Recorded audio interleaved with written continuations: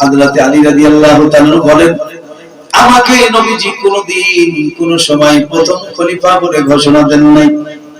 হযরত আলী রাদিয়াল্লাহু তাআলা নিজে বলছেন, আর আলী রাদিয়াল্লাহু তাআলা শরীফ আমরা, কিন্তু শিয়ারা দাবি করতেছে আলী হচ্ছে প্রথম খলিফা।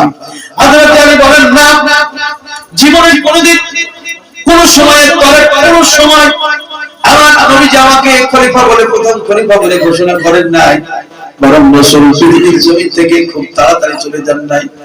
বিশ্বনবী দয়াল নবী মুহাম্মদুর রাসূলুল্লাহ সাল্লাল্লাহু আলাইহি সাল্লাম বেশ কিছুদিন আপনার অসুস্থ হয়ে শয্যায় শায়িত ছিল। হযরত আলী বলছেন, এই শয্যায় শায়িত অবস্থাতেও আমার নবীজি সাহাবীদের সম্মুখে বলতে পারতেন, আমি চলে যাওয়ার পরে আমার আলীকে তোমরা খলিফা বানাও। হযরত আলী সত্য কথা বলছেন। আর যারা দাবি করে আলীর অনুসারী, যারা শিয়া, এরা দাবি করে হযরত আলী হলেন প্রথম খলিফা, কিন্তু হযরত আলী রাদিয়াল্লাহু তাআলা বলছেন, আমার নবীজি পৃথিবীর জমিন থেকে পর্দা নেওয়ার পূর্বে বেশ কিছুদিন শায়িত অবস্থায় আপনার শয্যায় শায়িত ছিল। সে সময় নবীজি জ্ঞান ছিল, জ্ঞান হারান নাই। আমার নবীজি দয়াল নবীজি কোনদিন বলেন নাই, সাহাবায়ে কেরাম তোমরা শোনো, আমার ইন্তেকালের পরে জগৎ থেকে বিদায় হয়ে যাওয়ার পরে আলীকে প্রথম খলিফা বানাও। এমন কথা দয়াল নবী কোনদিনের তরে 63 বছরের জীবনের মধ্যে কোনদিন বলেননি আলীকে প্রথম খলিফা তৈরি করিও। হযরত আলী এটা বললেন। মায়েরা আমার, বাবারা আমার, আরো কি কথা বললেন, বরং আমার নবী আপনার নবী ইশারা করে বলেছে, হুজুর যখন নামাজের জামাতে উপস্থিত হতে পারলেন না, আল্লাহর হাবিবের দিকে তাকায়া সাহাবায়ে কেরাম দাঁড়িয়ে আছেন, নবী হয়তো আসবেন, ইমামতি করবেন, রাসূল আমার যেতে পারলেন না। সাহাবায়ে কেরাম দেখলেন হুজুর আসবেন না। সাহাবীদের মধ্যে হযরত আবু বকর সিদ্দিক রাদিয়াল্লাহু তাআলা আনহুকে নবীজির ইমামতির জায়গায় দাঁড় করে দিয়ে নামাজ আদায় করলেন। আমার নবী আপনার নবী বলছেন, আয়েশা আমার মাথাটা একটু উঠায়া মসজিদের দিকে আমাকে একটু দেখতে দাও। আয়েশা বলেন, হুজুরের মাথাটা আমি একটু উঠালাম, তার কারণ নবীজির রওজা শরীফ যেটা, ওটাই হলো আয়েশা সিদ্দিকার ঘর। সেই সময় মসজিদের বাইরে ছিল, এখন মসজিদ বিরাট বৃহত্তম হয়ে যাওয়ার কারণে আল্লাহর নবীজির রওজা শরীফ মদিনার মসজিদের মধ্যেই ঢুকে পড়েছে। সেই সময় দেওয়ালের পাশে আপনার নবীজির হুজরা ছিল, ওই হুজরাতেই নবীজি থাকতেন। হুজরা থেকে বের হয়ে আপনার মসজিদে চলে যেতেন, ইমামতি করতেন। আমার নবীজি আজকে দেখতেছেন সাহাবায়ে কেরাম সুন্দরভাবে মসজিদে জামাত আদায় করতেছে। আমার নবী বলছেন, আয়েশা গো, আমার মন খুশি হয়ে গেছে, আমার মন আজকে সাহাবীদের উপরে পড়ে গেছে। তার কারণ আমার একটা ভয় ছিল, আমি যখন পৃথিবীর জমিন থেকে বিদায় হয়ে চলে যাব, আমার সাহাবীরা আমাকেও ভুলে যাবে। আমার আল্লাহর দেওয়া নামাজ নামাজ নামাজ আমার সাহাবীরা হয়তো ভুলে যাবে। আমি রাসূলের একটা আশঙ্কা ছিল, কিন্তু আয়েশা রে, আমার মন আজকে ভরে গেছে। আমি নজর করে দেখতেছি আমার অনুপস্থিতিতে আমার সাহাবীরা এই নামাজ মসজিদে নববীতে কায়েম করে দিয়েছে। হযরত আবু বকর সিদ্দিক রাদিয়াল্লাহু তাআলা হলেন ইমাম, সাহাবায়ে কেরাম হলেন আপনার মুক্তাদি। এইভাবে আপনার নামাজ সমাপ্ত হলো। আমার নবীজি পৃথিবীর জমিন থেকে বিদায় হওয়ার সময় বললেন, সাহাবীরা, আল্লাহর বান্দারা, তোমরা শোনো শোনো, পৃথিবীর জমিনে যতদিন বেঁচে থাকবে তোমরা এই নামাজ নামাজ নামাজ আসসালাত আসসালাত, আল্লাহ রাসূল বলেন এই সালাত তোমরা নামাজ ছাড়িও না, নামাজ ছাড়িও না, নামাজ কায়েম করিও। হযরত আলী শেরে খুদা রাদিয়াল্লাহু তাআলা বললেন, সাহাবীদেরকে বললেন, শোনো, বরং আমি শুনেছি আমার নবীজি নিজে ইচ্ছায় হযরত আবু বকরের পিছনে নামাজ পড়েছেন। তাহলে এই সমস্ত ইঙ্গিত ইশারায় দেখা যায় প্রথম খলিফা হবে আবু বকর, তারপরে রাসূল ইঙ্গিত করেছেন ওমর, তারপরে উসমান, তারপরে হযরত আলী। অনেক কিছু আপনারা বর্ণনা করেছেন। এই মতে দেখা যায় হযরত আলী রাদিয়াল্লাহু তাআলা প্রথম খলিফা নন। এবার প্রথম খলিফা কেন নন, কি কারণে নয়, কারণটা এবার আপনাকে বুঝিয়ে দিই। আমার নবীজি হচ্ছেন সমস্ত নবীর নেতা। নবীর একটা নাম হলো সাইয়্যিদুল মুরসালিন, সমস্ত নবীদের সমস্ত মুরসালিনদের সর্দার। এবার সর্দার যদি প্রথমেই চলে যায়, প্রথমেই যদি নেতা, বড় নেতা আপনার স্টেজে যদি ভাষণ দেওয়া শুরু করে দেয়, যার জন্য মানুষ মনে করুন আকাঙ্ক্ষিত, যার জন্য মানুষ তাকিয়ে থাকছে, সেই মানুষ যদি প্রথমেই বক্তব্য দিয়ে দেয়, তারপরে দেখা যাবে তার বক্তব্য হয়ে গেলে ছোটখাটো নেতাদের বক্তব্য চলবে না। চলবে? কেউ শুনবে? শুনবে না।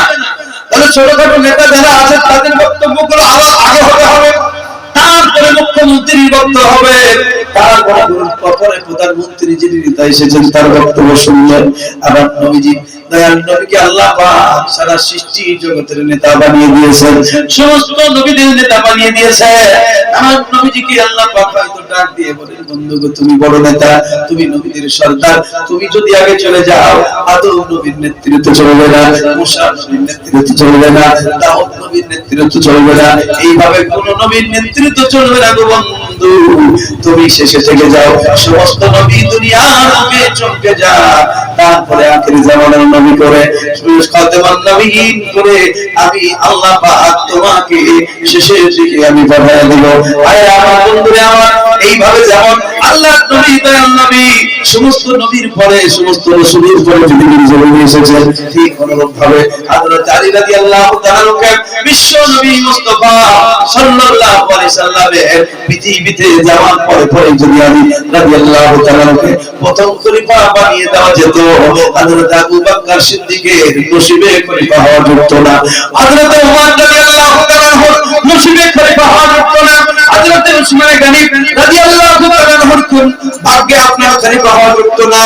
সেই কারণে আমার নবীজিকে আলীকে প্রথম খলিফা ঘোষণা করেন নাই, বরং আবু বকর সিদ্দিককে আপনার ইশারা করে দিয়েছেন, ওমরকে ইশারা করে দিয়েছেন, উসমানকে ইশারা করে দিয়েছেন।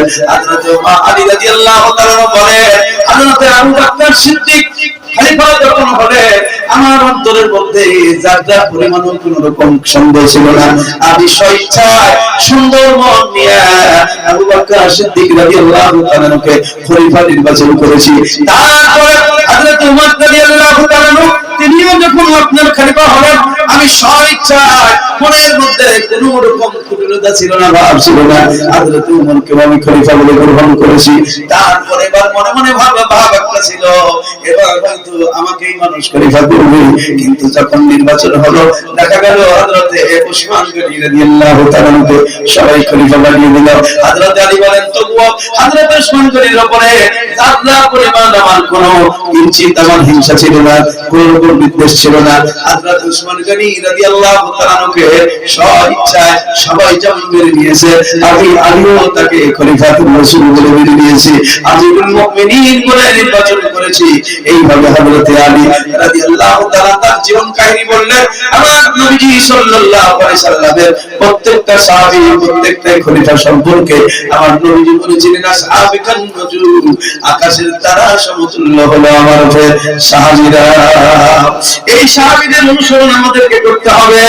আমার নবীজির তাফসীরের নাম হলো সাহাবী, আল্লাহর কোরআনের তাফসীরের নাম মুহাম্মাদুর রাসূলুল্লাহ সাল্লাল্লাহু আলাইহি সাল্লাম।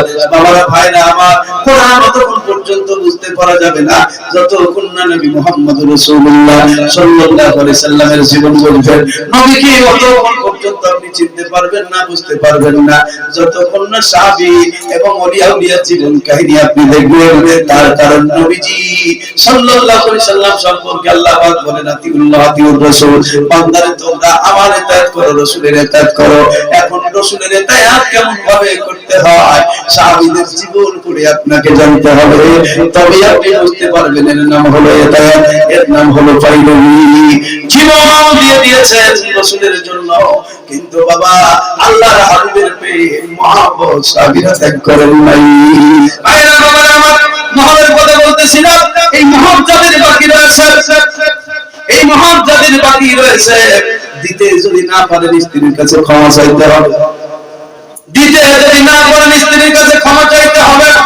স্ত্রী যদি ক্ষমা দিয়ে দেয় আপনার নসিব ভালো, যদি ক্ষমা না দেয় কিয়ামতের দিন আপনাকে টেনে নিয়ে বেড়াবে। খুব সাবধান, খুব সাবধান হুঁশিয়ার হয়ে যাবে। সারা জীবন শুধু আর শুনবো তা নয়, বারবার বলছে জীবন যদি তৈরি না হয় এই জীবন যাবে জাহান্নামে। জাহান্নামে স্ত্রীর হক মোহর পৃথিবীর কোনো মানুষের হক নয়, স্ত্রীর বাবার হক নয় মোহর, এই হক হচ্ছে একমাত্র স্ত্রী। তাই স্ত্রীর হক স্বামী হিসাবে আপনাকে আদায় করতে হবে। ভাইরা বাবারা আমার নবীজি বললেন আলীকে ওইভাবে তোমাকে হক আদায় করতে হবে। হযরত ওসমান গনি রাদিয়াল্লাহু তাআলা বললেন আলী এই বর্ণনা তুমি বিক্রি করবে? বলে হ্যাঁ। হযরত ওসমান গনি রাদিয়াল্লাহু তাআলা জিজ্ঞাসা করছেন আলীকে দাম কত নিবা? বলে আপনার কাছে কি দাম চাইবো আপনি একটা নির্দিষ্ট করে বলে দেন। হযরত ওসমান গনি বললেন আমার কাছে 450 দিরহাম রয়েছে, আলী এর বিনিময়ে কি দিবা? হযরত আলী রাদিয়াল্লাহু তাআলা দেখলেন 450 দিরহামই পরিমাণ দাম হবে না, কিন্তু ওসমান গনি তার থেকে বেশি দিতে চাইছেন।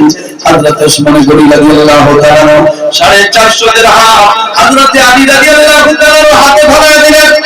দেওয়ার পরে ওসমান গনি রাদিয়াল্লাহু তাআলা বলছেন আলী আমি তোমাকে টাকা দিয়েছি। বলে হ্যাঁ।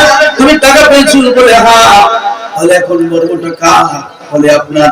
হযরত ওসমান গনি বলছেন আলী মনে কিছু করিও না, মনে কিছু ভাবিও না, আলী বর্মাটা যখন আমার, টাকা তোমাকে দিয়েছি তুমি পেয়ে গেছো, টাকা হলো তোমার, বর্ম হলো আমার। ওসমান গনি বলছে ভাই আমি তোমাকে টাকা দিয়েছি, কিনে নিয়েছি, আমার বর্ম আমি তোমাকে আবার ফিরিয়ে দিলাম। সহযোগিতা করেছেন, দান করেছেন। ভাইরা আমার, বাবারা আমার, মা বোনেরা আমার, এই দান যে কত বড় নিয়ামত। আল্লাহ রাস্তায় দান করলে আল্লাহ পাক রাজি খুশি হন। আপনার রুজি রোজগারের সব জায়গায় আল্লাহ পাক বরকত দান করেন, বরকত দান করেন। হযরত ওসমান গনি রাদিয়াল্লাহু তাআলা আলীকে এই বর্ম আবার পুনরায় ফিরিয়ে দিয়েছিলেন, দান করে দিয়েছিলেন। এই দান সুবহানাল্লাহ আমার নবী, দয়ার নবী হযরত আলী রাদিয়াল্লাহু তাআলা অনেক কিছু আপনার দান করেছিলেন। হযরত ফাতিমা জাহরা রাদিয়াল্লাহু তাআলা সাংসারিক জীবনের মধ্যে হযরত আলী রাদিয়াল্লাহু তাআলা বিরাট একটা আপনার ভূমিকা ছিল। ভূমিকাটা এইরকম, কিতাবের মধ্যে আমি পড়েছি। হযরত আলী রাদিয়াল্লাহু তাআলা কে হযরত ফাতিমা জাহরা রাদিয়াল্লাহু তাআলা কোন এক সময় বলেছিলেন হুজুর যদি আমাকে একটা আপেল আজকে খাওয়াতে পারেন তাহলে আমি একটু আপনার উপরে খুশি হয়ে যাব, আমার মনটা একটু খুশি হবে। হযরত আলী রাদিয়াল্লাহু তাআলা দেখলেন আমার কাছে তেমন টাকা নাই, এখন কেমন করে আপেল নিয়ে আসবো? কিতাবের মধ্যে লেখা আছে ফাতিমা জাহরা রাদিয়াল্লাহু তাআলা একটা আপনার চাদর বের করলেন, আর চাদরটা হযরত আলী রাদিয়াল্লাহু তাআলার হাতে থামায় দিলেন। আলী রাদিয়াল্লাহু তাআলার হাতে থামায় দিয়া বললেন স্বামী এই চাদরটা আপনি বিক্রি করে দেন, চাদরের বিনিময়ে যে পয়সা পাবেন সেই পয়সায় আপনি আপেল কিনে নিয়ে আসুন। হযরত আলী রাদিয়াল্লাহু তাআলা এই চাদর হাতে নিয়ে হাটের দিকে আপনার রওনা হয়ে গেলেন, বাজারের দিকে আপনার রওনা হয়ে গেলেন। চাদর বেচিতে চলিলেন নবীজির জামাতা, চাদর বেচিতে চলিলেন নবীজির জামাতা, আর কাঁদিয়া পাগল হলো আল্লাহর ফেরেশতা। চাদর বেচিতে চলিলেন নবীজির জামাতা, আর কাঁদিয়া পাগল হলো আল্লাহর ফেরেশতা। ফাতেমার পবিত্র চাদর বাজারে বেচিবে, ফাতেমার পবিত্র চাদর বাজারে বেচিবে, আর কোন পাপে কিনে নিলে অসম্মান করিবে। আল্লাহ বলেন জিবরাইলকে ও জিবরাইল জমিনে যাও আর চাদর খরিদ করো, সোনার টাকা দাও। আল্লাহ বলেন জিবরাইলকে ও জিবরাইল জমিনে যাও আর চাদর খরিদ করো, সোনার টাকা দাও। রেখে দাও বেহেশতেতে আদম সম্মানে, আর রেখে দাও বেহেশতেতে আদম সম্মানে, আর চাদর গড়িয়া দিব হাসরের দিনে। ভাইরা আমার, মা বোনেরা আমার, এই চাদর খাতুনে জান্নাত ফাতেমাতুজ জাহরা রাদিয়াল্লাহু তাআলা আনহা চাদর, কিন্তু বাস্তবে চাদর দয়াল নবী মুহাম্মদ রাসূলুল্লাহ সাল্লাল্লাহু আলাইহি সাল্লাম সেই চাদর উপহার দিয়েছিলেন আমার নবীজি খাতুনে জান্নাত ফাতেমাতুজ জাহরা রাদিয়াল্লাহু তাআলা আনহাকে। সেই চাদর আজকে মনে করুন বাজারে বেচবে, তাই तमाम ফেরেশতা আল্লাহর সৃষ্টি জগৎ মনে করুন আল্লাহর দরবারে কেঁদে কেঁদে বলল, আল্লাহ তুমি চাদরের সম্মান ইজ্জত তুমি রক্ষা করো। তাই জিবরাইল আলাইহিস সালাম চলে আসলেন, হযরত জিবরাইল আলাইহিস সালাম চলে আসলেন। প্রতিমধ্যে আলী রাদিয়াল্লাহু তাআলার সঙ্গে দেখা, সালাম আনতে বলছেন, আলী কোথায় যাবা? বলে চাদর বিক্রি করার জন্য রওনা হয়েছে। জিবরাইল ফেরেশতা মানুষের রূপ ধারণ করেছেন। হযরত আলী চিনতে পারলেন না। জিবরাইল বললেন, আমিও তো একটা চাদর কিনবো, সেই কিনতে বের হয়েছি। তবে ভাই আপনার চাদরটা আমাকে যদি দেখাতেন, যদি পছন্দ হতো মনের মতো হলে আমি চাদরটা নিতাম। চাদর করে দেখিয়ে দিলেন। জিজ্ঞাসা করলেন, ভাই চাদর কি আপনার পছন্দ হয়েছে? হযরত জিবরাইল ফেরেশতা বললেন, হ্যাঁ চাদর পছন্দ হয়েছে, তবে চাদরের দাম কত বলো? সেই সময় কিতাবের আমি পড়েছিলাম 1 টাকা চালান মানে 5 শিকা। এখনকার ছেলেরা 5 শিকা কাকে বলে বুঝতে পারবে না, 12 আনা কাকে বলে বুঝতে পারবে না। তার কারণ চালানো তো নাই। কি গো, চালানো তো দেখাই নি, তো কি করে পারবে? 20 পয়সা দেখেনি, 10 পয়সা দেখেনি, 5 পয়সা দেখেনি, 1 পয়সা দেখেছে দেখেনি। আমার ভাগ্যে মোটামুটি 1 পয়সা থেকে আমি চালিয়েছি। আমার ভাই যখন ছোট্ট তখন 1 পয়সা চলতো, কিছুদিন পরে 1 পয়সা উঠে গেল। 1 পয়সা থেকে আমরা দেখেছি 1 পয়সা, 2 পয়সা, 3 পয়সা। তো এই 5 শিকা 12 আনা আমাদের ছেলেরা বুঝতে পারবে না যে 12 আনা কাকে বলে, চালানা কাকে বলে। সেই জামানায় যাই হোক 1 টাকার চালানা দাম দিয়ে হযরত আলীর কাছ থেকে জিবরাইল ফেরেশতা আপনার চাদর কিনে চলে গেলেন। বাজারে গেলেন, আপেল কিনলেন। আলী রাদিয়াল্লাহু তাআলা ফিরে আসতেছেন।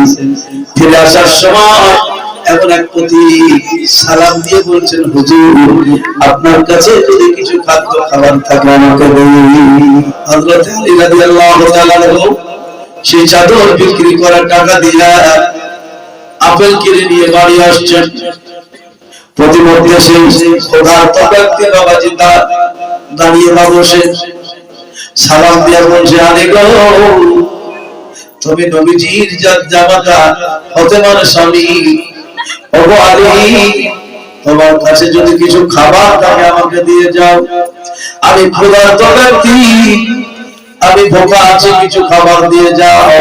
হযরত আলী রাদিয়াল্লাহু তাআলা এখন মনে ভাবছেন, আল্লাহ এই একটা ফল ছাড়া দ্বিতীয়ত আর অন্য কিছু নাই যে আমি একে দেব, দিয়ে ফলটা নিয়ে বাড়ি যাব।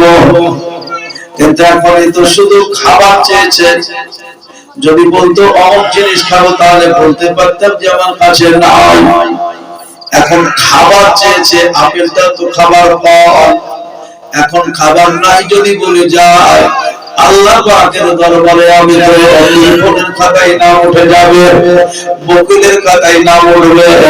আর যদি দিয়ে চলে যায়, আমার কাছে তো আর অন্য কোনো পয়সাও নাই যে তার বিনিময়ে আমার আপেল কিনে কতটাকে আমি নিয়ে গিয়ে দেব। হযরত আলী রাদিয়াল্লাহু তাআলা এবার বাবাজি কি হলো, ফাতেমাতুজ জাহরা রাদিয়াল্লাহু তাআলা আনহার চাদর বিক্রি করে টাকা দিয়ে ফল, আর সেই ফল আলী রাদিয়াল্লাহু তাআলা এই ফকির বাবাকে আপনার দিয়ে খালি হাতে বাড়ি ফিরল। বাপের বাড়ির জিনিস কিনে বা দিয়েছে আপনাকে বেচতে, আর সেই জিনিস দান করে দিয়েছে বাড়িতে ঢুকলে আপনার ভাত জুটবে ভাগ্যে।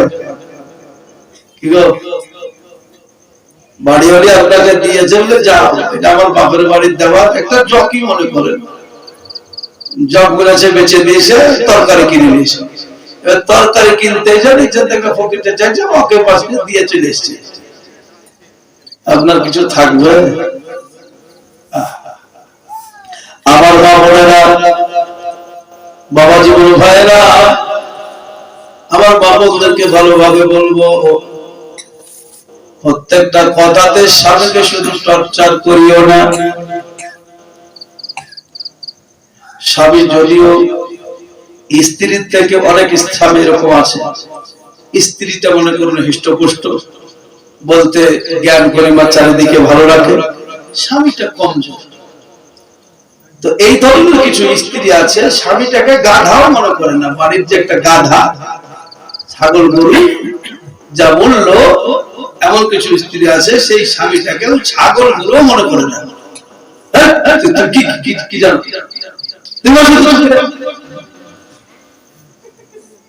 আরে বাবা, ওই রকম ভাবে তুচ্ছ করলে হবে না, সে তোমার স্বামী, স্বামীর মর্যাদা তোমাকে দিতে হবে, যদিও বা তোমার জ্ঞানের থেকে কম হতে পারে, এরকম নয়। স্বামী স্ত্রীর মর্যাদা আমার নবী দিয়েছে। স্ত্রী কেমন হয় খাদিজার জীবন করতে হবে, মায়েশার জীবন জানতে হবে, আর বাস্তবে স্বামীকার নাম মুহাম্মদ রাসূলুল্লাহ সাল্লাল্লাহু আলাইহি সাল্লামকে দেখতে হবে। আল্লাহর হাবিবের জীবন থেকে আমাদের জীবন শুরু হবে। আমার নবী তাই বলেছেন, শোনো আয়েশা, তোমার সঙ্গে বাড়িতে রাতের অন্ধকারে আমি কি ব্যবহার করেছি, আমার উম্মতেরা যদি এসে জিজ্ঞাসা করে তুমি সেটা বলে দিবা, তার কারণ আমার উম্মত বুঝবে না স্বামী স্ত্রীকে কেমন ভাবে ব্যবহার করবে, স্ত্রী তার স্বামীর সঙ্গে কি ব্যবহার করবে। এমন নেতা দুনিয়ার বুকে এসেছেন যিনার জীবনের কোনো কথা উম্মতের মধ্যে প্রকাশ করতে রাসূল বাধ্য নাই। ইনার নাম হলো সাইয়্যিদুল মুরসালিন রাহমাতুল লিল আলামিন। ঘরে যা করেছেন, পরিবারের মধ্যে যা করেছেন, সব উম্মতের মধ্যে বলেছেন। আমি বলেছি কিনা বলতে পারবো না, তবে মায়েশাকে স্বামী কেরাম একদিন জিজ্ঞাসা করেছিলেন, হুজুর, মানে তাদের কথোপকথন চলছিল, ওযু করে স্ত্রীকে চুমা দিলে ওযু ভাঙবে কি ভাঙবে না। এই কথা মায়েশাকে জিজ্ঞাসা করলে তিনি বলেছিলেন, সবাই রাসূল ওযু করে আমাকে আদর করে চুমা দিত, তাহলে বুঝতে পারা গেল আদরের চুমাই ওযু ভাঙে না। এটা ঘরের কথা, বাড়ির কথা, উম্মতের কাজে লাগবে বলে আমার নবী বলেছেন, আয়েশা বাড়ির কথা হলে উম্মতের জন্য তুমি বলে দিলা, তার কারণ উম্মতকে আমি বাঁচাতে চাই, উম্মত গুনাহগার যেন জাহান্নামে না চলে যায়। হযরত আলী শেরে খোদা রাদিয়াল্লাহু তাআলা খালি হাতে বাড়ি ফিরলেন, চেহারায় সেই রকম খুশি না। খাতুনে জান্নাত ফাতিমাতুজ জাহরা রাদিয়াল্লাহু তাআলা তাকিয়ে দেখছেন, খুশি না। স্বামী গো, ব্যাপার কি? হযরত আলী বলছেন, ফাতেমা তোমার এই সেই ফলটা নিয়ে আসছিলাম, কিন্তু প্রতিমধ্যে এরকম ব্যক্তি পেয়েছি, তাকে আল্লাহর রাস্তায় আমি দান করে খালি হাতে ফিরলাম। খাতুনে জান্নাত ফাতিমাতুজ জাহরা রাদিয়াল্লাহু তাআলা বললেন, বাবা আমার মাথার তাজ, আমি আপনার উপরে নারাজ নই, আমি নারাজ নই। পদার্থ ব্যক্তিকে দিয়েছেন, তার ভোগ মিটেছে, পিপাসা মিটেছে, এটা বড় ভালো কাজ করেছে। আমি খেয়ে যতটা সন্তুষ্ট না হতাম, তার থেকে বেশি সন্তুষ্ট হলাম আল্লাহর রাস্তায় ক্ষুধার্ত ব্যক্তিকে আপনি দান করেছেন। মা জননীদের এটা সবসময় স্বভাব দেখবেন, নিজে না খেয়ে অপরকে খাওয়াতে ভালোবাসে, নিজে না খেয়ে ছেলে মেয়েকে খাওয়াতে ভালোবাসি, নিজে না খেয়ে স্বামীকে খাওয়াতে ভালোবাসি। এর নাম হচ্ছে নারী, এর নাম হচ্ছে আওলাদ, এর নাম হচ্ছে আমাদের জননী মাতা। এই মায়েদের সঙ্গে দুর্ব্যবহার করবেন না। দুর্ব্যবহার যদি করেন, আমি বলবো নবীর সুন্নাত আদায় হবে না। আমার নবীজি বিবিদের সঙ্গে সুন্দর ব্যবহার করেছেন, ছেলে মেয়ের সঙ্গে সুন্দর ব্যবহার করেছেন, প্রতিবেশীর সঙ্গে সুন্দর ব্যবহার করেছেন। আমার নবীজির আখলাক চরিত্রে কোন মানুষ, একটা বাচ্চা পর্যন্ত আমার নবীজির চরিত্রে আপনার দুঃখ কষ্ট পায়নি। দয়ার নবী একদিন রাস্তা দিয়ে যাচ্ছেন, তো প্রতিদিনই একটা ছেলে মনে করুন একটা পাখি নিয়ে খেলা করে, সেই দিন দেখা যায় পাখিটা নাই। আমার নবী বলেছিলেন, বাবু আজকে তোমার পাখিটা কোথায় গেল? ছেলেটি চোখের পানি ছেড়ে দিয়ে কেঁদে বলেছিলেন, নবী গো আপনি কত ভালোবাসেন, শুধু আমাকেই ভালোবাসেন না, এত খোঁজ রাখেন যে আমার কাছে যে পাখিটা থাকে পাখির খবর পর্যন্ত আপনি নেন। প্রতিবেশীর সঙ্গে সুন্দর ব্যবহার করবেন, ছেলে মেয়ের সঙ্গে সুন্দর ব্যবহার করবেন, ব্যবহারের মধ্যে দিয়ে সুন্দরভাবে জীবন ধারণ করবেন। এমন সময় দেখা যায় বাবা দরওয়াজায় কোনো এক মানুষ ডাক দেয়, দরওয়াজায় কে একজন যেন ডাক দেয়, ভিতরে কারা আছো গো? হযরত আলী রাদিয়াল্লাহু তাআলা বেরিয়ে আসেন, দেখেন এক যুবক একটা মনে করুন আপেলের ঝুড়ি নিয়ে আপনার দাঁড়িয়ে আছে, সালাম আনতে বলছেন, ব্যাপার কি? বলে ব্যাপার হলো ওগো আলী, তোমাকে আল্লাহ পাক পরীক্ষা করেছিল, সেই পরীক্ষায় তুমি পাস করে গিয়েছো আলী, আল্লাহ পাক খুশি হয়েছে, একটা ফলের বিনিময়ে আমি জিবরাইল মানুষের রূপ ধারণ করে তোমার বাড়িতে এসেছি, আল্লাহর তরফ থেকে তোমাকে জান্নাতি 10টা ফল দেওয়ার জন্য অর্ডার হয়েছে, তাই আমি জান্নাতের 10টা ফল তোমার বাড়িতে নিয়ে এসে হাজির হয়েছি। ভাইরা আমার, বাবারা আমার, মা বোনেরা আমার, আপনি হয়তো ভাবছেন আজকে দিয়ে দিলাম আমার কম হয়ে গেল, না না, এমন সময় দেখবেন আল্লাহ পাক এই দানের বদৌলতে আপনার বাড়িতে বরকত দিবে, রহমত দিবে, বিপদ আপদ থেকে আপনি উদ্ধার করবেন। আল্লাহ রাসূল বলেছেন as-সাদাকাতু তারাতুল বালা, সাদকা মানে হলো দান, দান যদি করে বিভিন্ন ধরনের বালা মুসিবত থেকে আল্লাহ পাক তাদেরকে উদ্ধার করে।